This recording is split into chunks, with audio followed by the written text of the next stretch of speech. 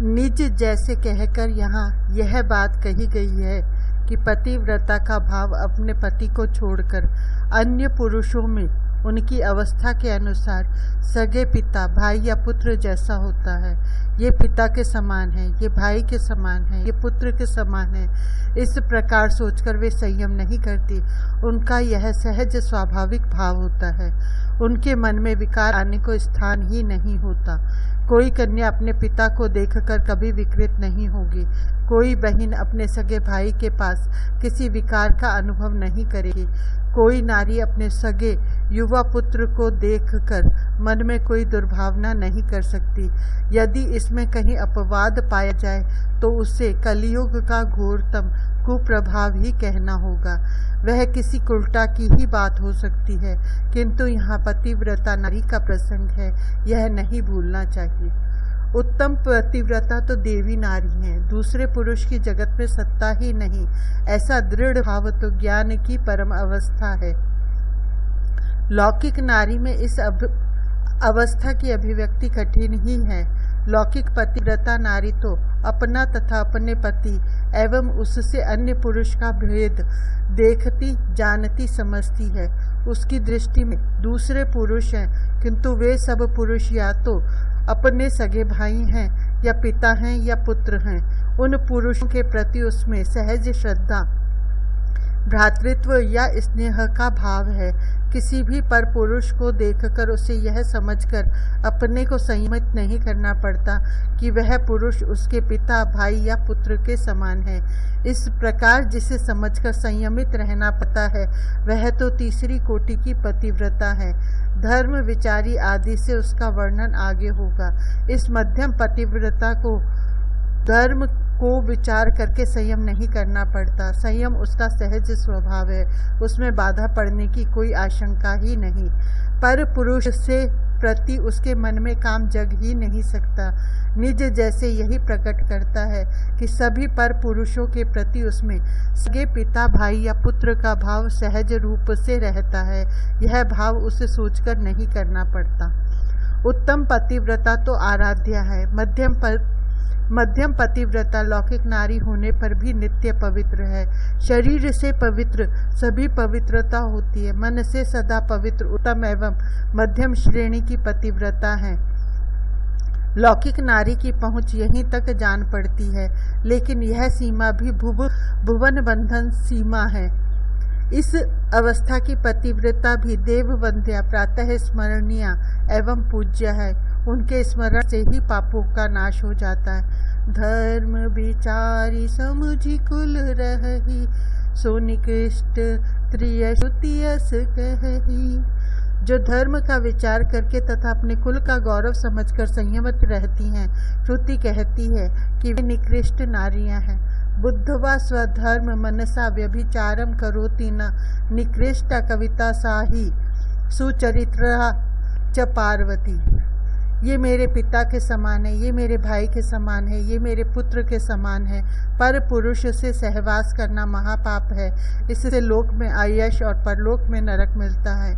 इस प्रकार मन में पाप प्रवृत्ति जगने पर जो मन को संयमित कर लेती है, मैं ब्राह्मण हूँ, क्षत्रिय हूँ, वैश्य हूँ, कुलीन हूँ, मेरा कुल पवित्र है, सम्मान्य है, मेरे पिता, श्वशुर, पति समाज में आदर पाते हैं, मुझे लोग सदाचारिणी, कुलीन समझते हैं। पर पुरुष का सहवास मेरे लिए उचित नहीं है, इससे मेरे कुल में दाग लग जाएगा।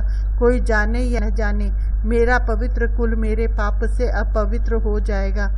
इस प्रकार अपने कुल के पवित्रता और गौरव का विचार करके जो पाप से बची रहती हैं, वे पतिव्रताओं में निकृष्ट तृतीय कोटि की हैं।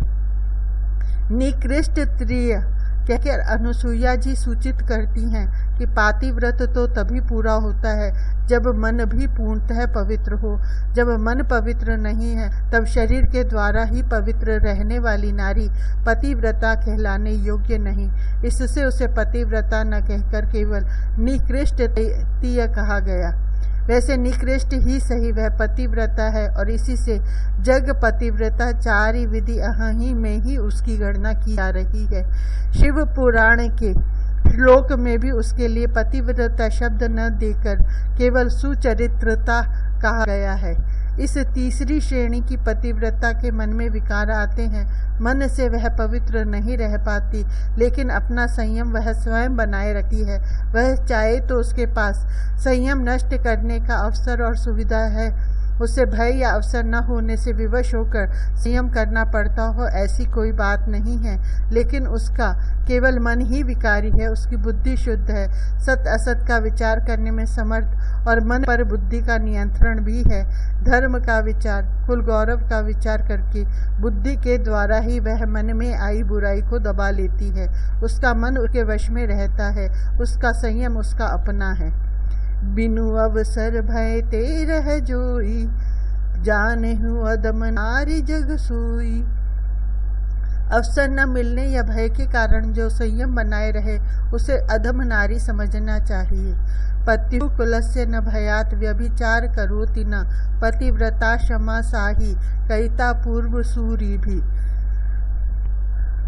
अवसर ही नहीं कि नारी व्यभिचार कर सके, अवसर न मिलने पर कई बात हो सकती है। यह इतनी कुरूपा विकृत आंगी आदि है कि कोई आकृष्ट ही नहीं होता। वह स्थान या समय नहीं आदि। अवसर होने पर भी पति का, परिवार का, रोग का, समाज का भय उसे बचाता है। कोई आ जाएगा, गर्भाधान हो गया तो दुर्गति होगी, कोई घृणित रोग हो सकता है आदि के भय से संयम बचा जाता है। ऐसी नारी अधम नारी है। यह अधम नारी केवल शरीर से पवित्र है, उसका मन दूषित है और बुद्धि भी दूषित है। मन में पाप करने की बात आती है और वह पाप करना चाहती भी है, किंतु या तो उसे पाप वासना को चरितार्थ करने का अवसर नहीं मिलता, या फिर कोई न कोई भय उसे अपने पाप को चरितार्थ करने से बचा लेता है। ऐसी नारी अधम नारी है, किंतु पापिनी नहीं है यह भी पतिव्रता। कलयुग का यही पुनीत प्रताप है कि मानस पुण्य होई नहीं पापा। इसलिए जो भी पाप है वह नारी के मन तक ही रह गया है। भले यह विवशता के ही कारण हुआ हो, किंतु बुराई मन तक ही रह जाने से वह निष्पाप हो। क्रिया के रूप में मन की बुराई परिणित न होने से उसका शरीर पवित्र है, वह पवित्र है। इसी से वह पतिव्रता नारी मानी गई है। पति बंचक पर पतिरति करई, रौरव नरक कल्प सत पड़ई। छन सुख लागी जन्म सत कोटि, दुख न समुझते ही सम को खोटी। जो नारी पति की प्रवंचना करके पर पुरुष से सहवास करती है, वह 100 कल्प तक रौरव नरक में रहती है। जो क्षण भर के सुख के लिए करोड़ों अरबों जन्मों के दुख को न समझे, उसके समान बुरी नारी और कौन होगी। यस्त्विह व अगम्यम स्त्रियम गम्यम व पुरुषम, योषिदभिगच्छति ताव मूत्र कश्या ताड़यंध स्तिग्मा सुमर्या लोहमय्या। पुरुष मालिंगयंती स्त्रियम च पुरुष रूपया सुमर्या। पति के साथ छल करके उसे धोखे में रहकर जो स्त्री पर पुरुष से सहवास करती है, उसे अरबों वर्षों तक रौरव नरक की दारुण यंत्रणा भोगनी पड़ती है। रू एक प्रकार के ऐसे नारकीय भयानक जंतु हैं जो सर्प से भी अधिक क्रूर होते हैं। वे रौरव नरक के प्राणी को नोचते खाते रहते हैं। अरबों वर्षों तक असदाचारिणी नारी को वे नोच नोच कर खाते हैं। यहाँ स्वर्ग तथा नरक की बात समझ लेनी चाहिए। यह संसार मर्त्य लोक है। यहाँ मनुष्य या किसी भी प्राणी का शरीर 5 भौतिक है। 5 भौतिक शरीर में सुख या दुख भोगने की एक सीमा होती है, बहुत छोटी सीमा है वह। उससे अधिक सुख या दुख शरीर पृथ्वी के शरीरों से भोगा नहीं जा सकता। जैसे कोई जीभ का स्वाद चाहता है, उत्तम से उत्तम भोजन वह 1 2 सेर कर लेगा, घंटे आधे घंटे में उसका भोजन समाप्त हो जाएगा। वह न 10-5 दिन लगातार भोजन का स्वाद लेते रह सकता, न 10-5 मन भोजन कर सकता। यदि वह कुछ दिन स्वादवश अधिक खाए तो पेट खराब हो जाएगा, वह रोगी हो जाएगा, भोजन ही छोड़ना पड़ेगा। इस प्रकार सभी इंद्रियों के भोग बहुत थोड़े भोगे जा सकते हैं। वह इंद्रियां अधिक भोग से रोगग्रस्त होकर असमर्थ हो जाती हैं। जैसे सुख एक सीमा तक भोगे जा सकते हैं, वैसे ही दुख भी एक सीमा तक भोगे जा सकते हैं। किसी को बहुत पीटा जाए तो मूर्छित हो जाएगा, मर जाएगा। गर्म रेत में रखने, ठंडे जल में डुबोने आदि के कष्ट की अधिकता होने पर भी मूर्छा होगी और मृत्यु होगी। इसलिए इस संसार के सभी शरीरों के एक सीमा तक का सुख या दुख भोगने को ही जीव आता है। जीव के इतने अधिक पुण्य होते हैं कि मृत्यु लोक में उनका सुख भोग संभव नहीं होता, तो जीव भोग देह पाता है। इस भोग देह से स्वर्ग जाकर वह अनंत सुख भोगता है। भोग देह में इंद्रियों की शक्ति थकती, घटती या विकृत नहीं होती। जब उसके पुण्य स्वर्ग लोक के भोग भोग कर इतने कम रह जाए कि उनका फल पृथ्वी पर मिल सके, तब वह पृथ्वी पर जन्म लेता है। पृथ्वी पर अवशिष्ट सुखों का उपभोग करने के लिए वह उत्तम देह, कुल एवं परिस्थिति पाता है। जब जीव के पाप इतने अधिक हों कि उनका दंड पृथ्वी के शरीर में संभव हो, तो उसे यातना देह मिलता है। इस यातना देह से उसे तब नरक में रहना पड़ता है जब तक उसके पाप कर्म इतने कम न हो जाएं, उनका कुफल भोगना पृथ्वी के किसी शरीर में संभव हो। नरक यातना भोग कर पृथ्वी पर अवशिष्ट पापों का दंड भोगने के लिए कीड़े मकोड़े तथा दूसरी कष्टपूर्ण स्थितियों में वह जन्म लेता है।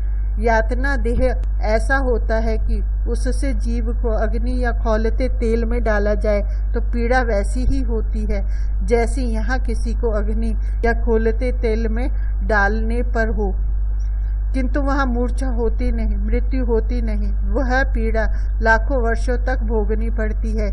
यातना देह को चाहे यमदूत बार बार टुकड़े टुकड़े काटे या रूरू नामक जीव नोच नोच कर खाए, पर वह यातना देह फिर अपने आप ज्यों का त्यों हो जाता है। यहाँ किसी को कुत्ते नोच नोच कर खाए या किसी को टुकड़े टुकड़े काटा जाए, ठीक वैसी दारुण यंत्रणा उसे होगी और मूर्छा या मृत्यु न होने से लाखों करोड़ों वर्ष उस यंत्रणा को भोगना पड़ेगा।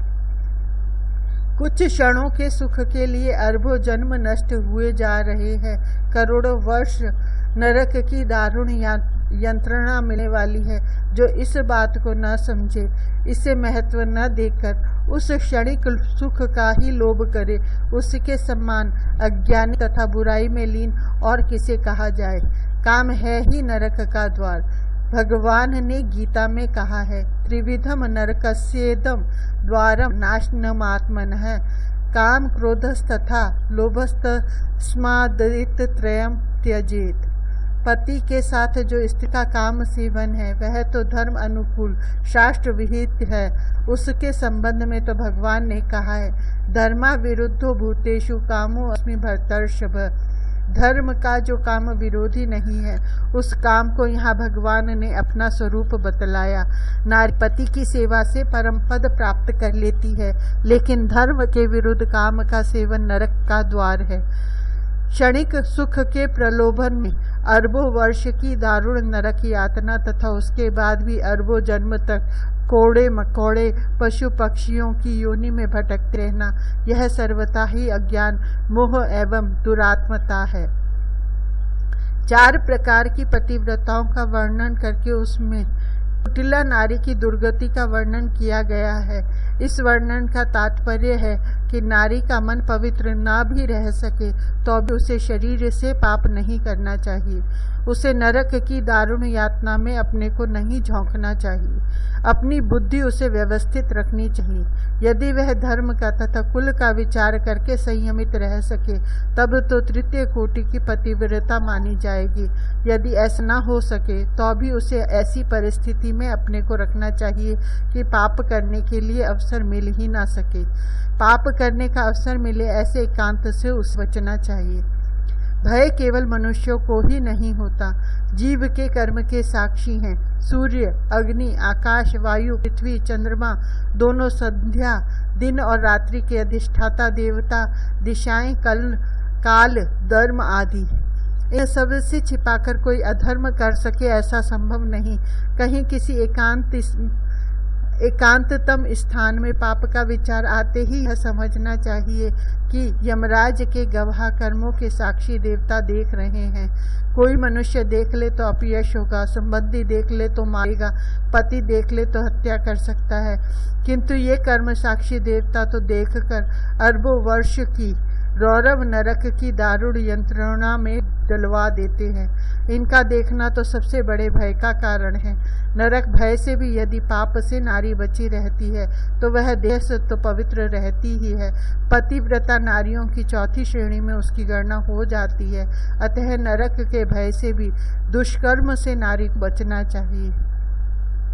बिनु श्रम नारी परम गति लहही, पातिव्रत धर्म छाड़ी छल गहई। यदि स्त्री छल का त्याग करके पतिव्रत धर्म का अवलंबन ले तो बिना परिश्रम के ही परम गति प्राप्त कर लेती है।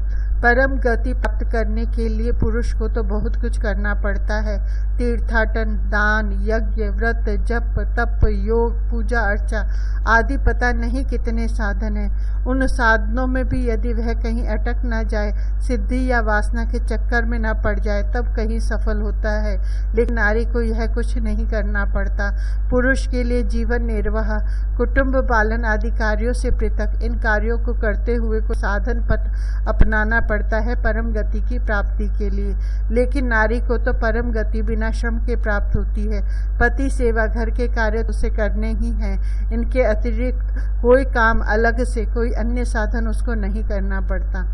उसे केवल बिना छल के पातिव्रत धर्म का अवलंबन करना चाहिए। उसके पातिव्रत पालन में छल अर्थात बाहर कुछ मन में कुछ सामने कुछ ऐसा व्यवहार नहीं होना चाहिए।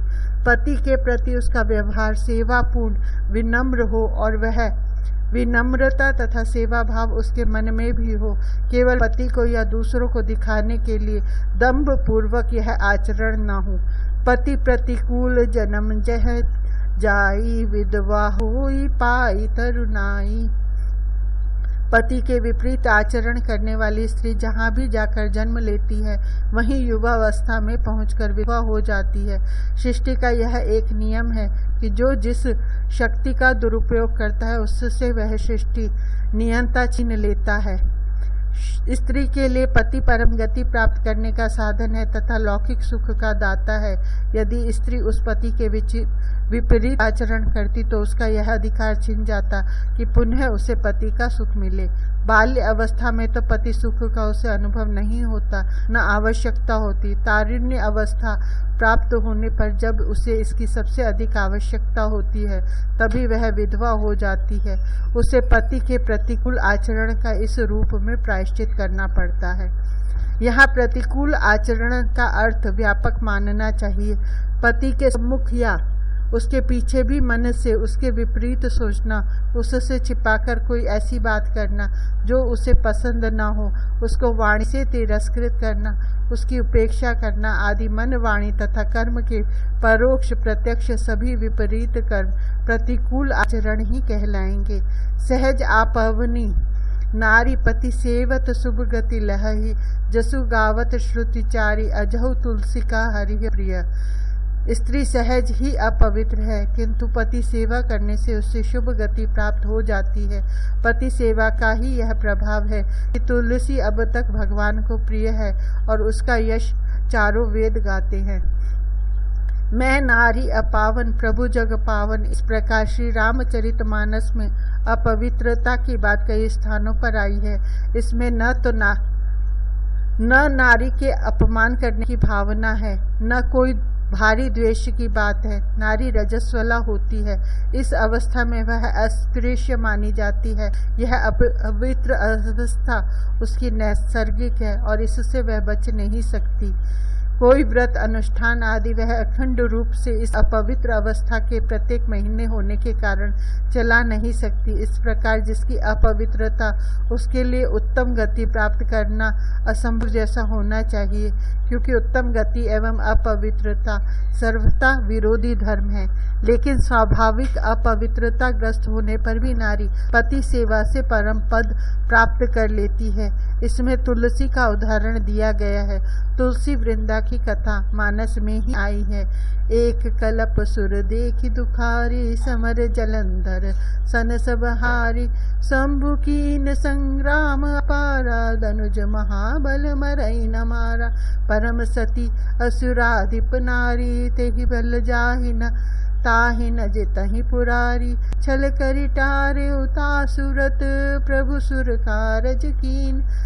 जब तेहि जाने उमरम, तब श्राप कोप करि दीन। बात यह है कि स्त्री के लिए पति के नश्वर देह का महत्व नहीं होता। पति उसके लिए परमात्मा का प्रतीक है। जैसे कोई भक्त मूर्ति का पूजन करता है, लेकिन मूर्ति मुख्य नहीं है। मुख्य हैं वे प्रभु जिनकी मूर्ति है। अब प्रभु मूर्ति में प्रकट हो जाए तो यह उपासना का भंग या उपासना का नाश नहीं है। यह तो उपासना की पूर्णता और प्रभु की कृपा है। जैसे अनेक मूर्तियों द्वारा एक ही परमात्मा की पूजा होती है, वैसे ही समस्त जीव रूप में भी उन्हीं परम प्रभु जी का अंश है। पतिव्रता नारी पति को जीव नहीं परमात्मा मानती है। इसलिए पतियों के शरीर के रंग या रूप चाहे जो हो, समस्त पतिव्रताओं द्वारा उनके पति रूप से ये जगदीश्वर ही पूजे जाते हैं। यदि वे दयामय किसी के पति रूप में उसे प्राप्त हो तो यह उसकी उपासना की पूर्णता हुई, यह प्रभु का अनुग्रह हुआ। इसमें उसके व्रत के भंग की तो कोई बात ही नहीं। यह तो मूर्ति में अच्छा अवतार होने जैसी दिव्य कृपा है। असुर राज जालंधर की पत्नी वृंदा परम पतिव्रता थी, लेकिन पति के नश्वर देह में उसे मोह हो गया था। उसका यह मोह अज्ञान ही था। पति परमात्मा का प्रतीक न होकर उसके मोह का आधार हो गया। हड्डी मांस चमड़े का ढांचा ही आराध्य बन गया। लेकिन वृंदा का पातिव्रत मोह युक्त होने पर भी पूर्ण था। उसके व्रत में कोई दोष नहीं था। और कोई धर्म, कोई व्रत जब पूर्ण होता है तब परमात्मा की प्राप्ति कराता ही है। परमात्मा ही पूर्ण है। समस्त पूर्णताएं वहीं पहुंचकर पूर्ण होती है। वृंदा को भी उसके पति रूप में ही प्रभु मिले, जैसे आराधक को उसके ही आराध्य रूप में भगवान के दर्शन होते हैं। काम या मोह में बाधा पड़ने पर क्रोध होता है। वृंदा भगवान को प्राप्त कर अपवित्र होना तो दूर परम पवित्र हो गई। पातिव्रत परम पति को पाकर पूर्ण एवं सफल हो गया, लेकिन उसके मोह में बाधा पड़ी, इससे उसे क्रोध हुआ। क्रोध अज्ञान का ही सूचक है। क्रोध में उसने विष्णु भगवान को जड़ होने का शाप दिया। सर्व समर्थ होते हुए भी भगवान ने पतिव्रता के शाप को स्वीकार कर लिया। शालिग्राम रूप में भगवान उस शाप को सम्मान देकर ही धरा पर व्यक्त हुए। वृंदा अपने मोहवश जालंधर की देह के साथ सती हो गई, लेकिन उसे तो भगवान ने अपना लिया था। वह जहाँ भस्म हुई, उस चिता की भस्म से तुलसी के पौधे की उत्पत्ति हुई। इस तुलसी रूप में प्रकट उस वृंदा को प्रभु ने अपनाया। अपने पातिव्रत से वृंदा तुलसी होकर भगवान को इतनी प्रिय हो गई कि उसके बिना भगवान शालिग्राम की पूजा ही नहीं होती। पातिव्रत का इतना महान प्रभाव है। उपसंहार। सुनु सीता तव नाम सुमीर, नारी पति व्रत करहि। तो ही प्राण प्रिय राम कहियूं, कथा संसार हित। जानकी तुम्हारे तो नाम का स्मरण करके नारियां पातिव्रत धर्म का पालन करेंगी। श्री राम तुम्हें प्राणों के समान प्रिय है। यह उपदेश तो मैंने संसार की भलाई के लिए किया है। तब नाम सुमिर नारी पतिव्रत करहि के दो भाव हैं।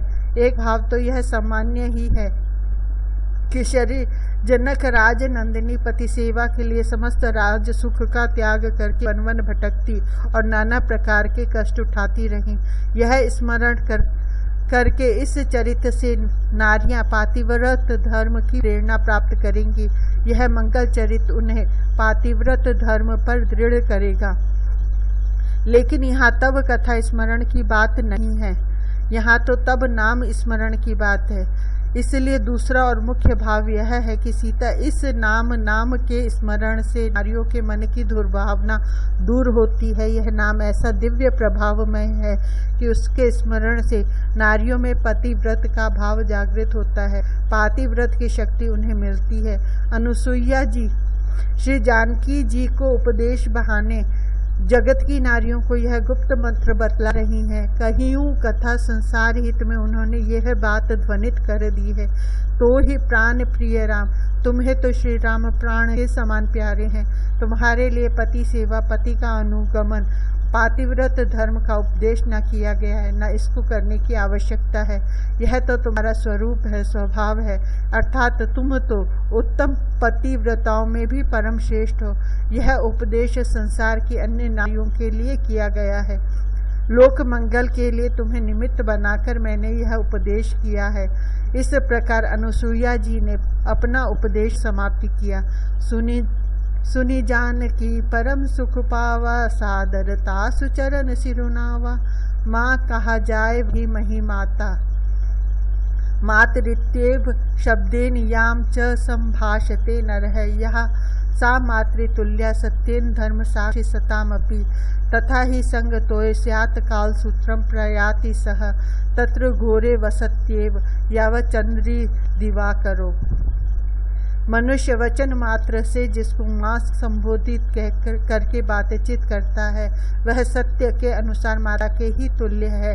इसमें धर्म साक्षी है। सत्पुरुषों का भी यही मत है कि जो उसके साथ समागम करता है वह काल सूत्र नामक नरक में जाता है, और उस भयंकर नरक में उसे तब तक रहना पड़ता है जब तक कि सूर्य और चंद्रमा की स्थिति रहती है।